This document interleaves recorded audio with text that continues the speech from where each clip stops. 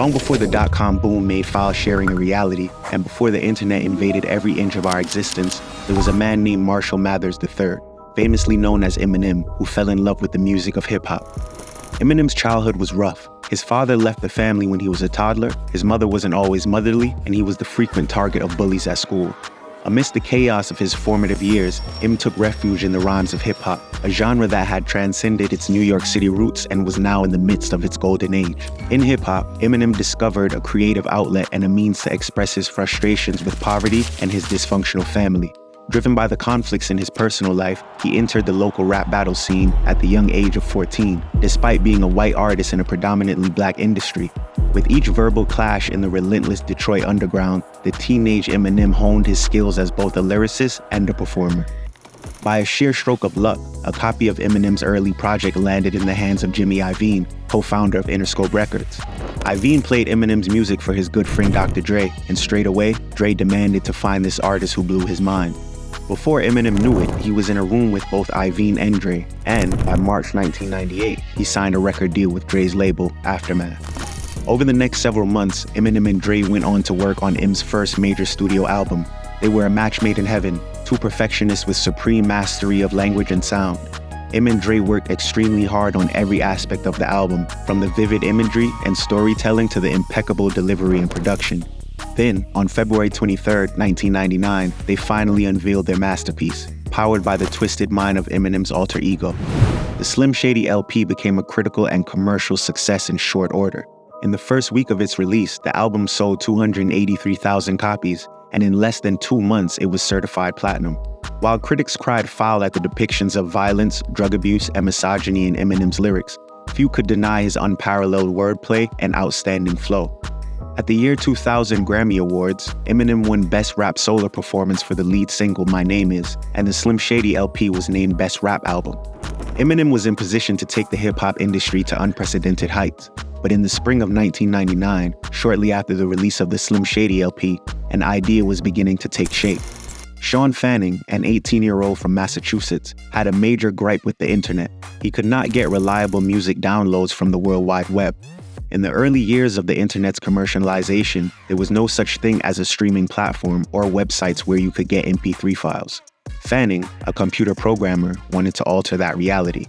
In the cover story of the October 2, 2000 edition of Time magazine, Fanning is described as writing code for hours and hours, foregoing sleep in the process, just to flesh out his idea.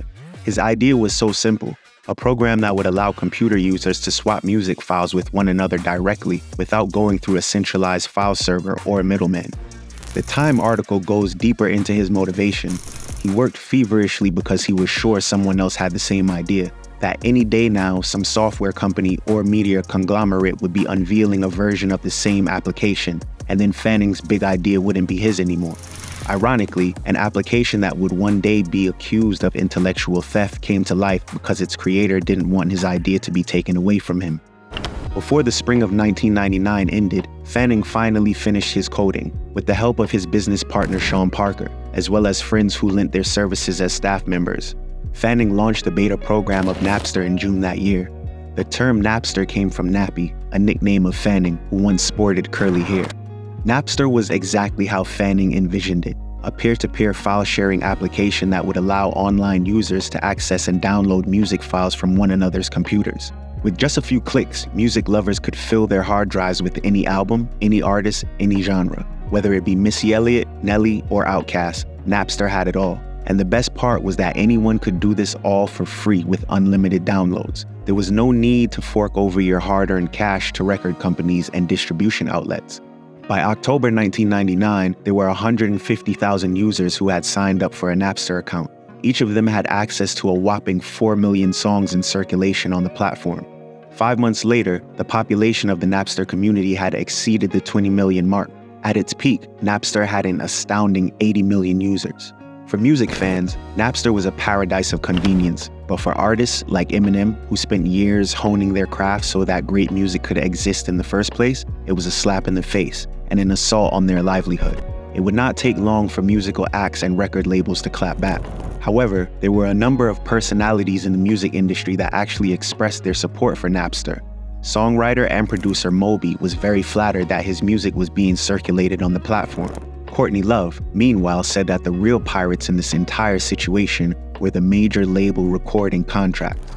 Conversely, the artists who were firmly opposed to Napster took decisive action to ensure that justice was served for the theft of their intellectual property and the threat it posed to their careers. At the same time, Eminem was an emerging hip-hop artist whose career was beginning to gain momentum and who was already embroiled in feuds of his own with celebrities like Christina Aguilera and Will Smith. The latter, who beat Eminem's My Name Is for Best Male Video of the Year with his song Miami, said in his acceptance speech, "To all my fans out there, I never killed anybody in none of my records, I never used no profanity in none of my records, and still, I managed to get up here. Peace." Eminem took great offense to Will's comments, feeling that he dissed the whole genre of rap, and in response, Eminem went on to diss Will on The Real Slim Shady, where he rapped, "Will Smith don't gotta cuss in his raps to sell records, well I do, so f*** him, and f*** you too." Amidst all these battles, Eminem now had another challenge to face, which was threatening his flourishing career as an MC. If the Napster platform remained unchecked, revenue from his singles and album releases could be stunted, hurting his prospects for future projects and compromising not only his own payday, but the financial viability of his record label. Legal action was left to the attorneys on the rapper's team. As for Eminem himself, he did what he does best, spit verbal venom on the platform threatening to hurt his career. Right around the springtime of the year 2000, while on a visit to the Netherlands, Eminem and his mentor Dr. Dre gave an interview to a local media group called The Music Factory, stating, "All that Napster is bullshit, and anybody who stands for it is bullshit." You know what I'm saying? I don't want nobody getting my music for free. You know what I'm saying? The week that my album came out, I missed at least 30,000 sales by people downloading my shit on the internet or whatever. Dr. Dre also chimed in, explaining, "Their argument is that people should be getting music free and what have you, but I don't think so because this is our job. The people that work at Napster is not going to go work for free. This is our jobs. This is how we feed our families, and we employ a lot of people."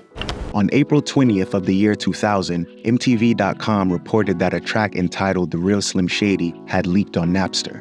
This song was slated to be the lead single of the Marshall Mathers LP, and as a result of the Napster leak, Eminem's parent label, Interscope Records, had to ship the song to radio stations a week ahead of schedule. A month later, M's mentor, Dr. Dre, took legal action against Napster. The platform had refused Dre's written request to remove his music from circulation, and as a result, the Compton legend hit Napster with a lawsuit. Just as Dre had Eminem's back when music executives ridiculed the signing of the Detroit MC, Dre helped Eminem in his battle against a formidable file-sharing application. The dynamic duo were by no means alone in their battle against Napster. In December of the year 2000, the Recording Industry Association of America, or the RIAA, sued Napster for breach of copyright. This lawsuit was filed on behalf of several recording companies in the country, with the biggest names in the music industry in hot pursuit. The business and operational side of Napster would soon unravel. In 2001, the RIAA secured an injunction that would severely limit the file-sharing activities on the platform. These limitations made it virtually impossible for Napster to carry on with business as usual, and in July of that year, the file-sharing network of Napster, the free application that bypassed compensation for artists, record labels, and distributors, came to an end. In 2002, Napster liquidated its assets and was acquired by software company Roxio at a bankruptcy auction. Over the next 2 decades, the Napster brand would be sold and resold by companies like Best Buy and Melody VR. Though Napster would continue to be marketed as a music service for online users, never again would it offer thousands of audio downloads for free. And, perhaps as a result of that, never again would it regain the immense popularity that it enjoyed at the turn of the millennium.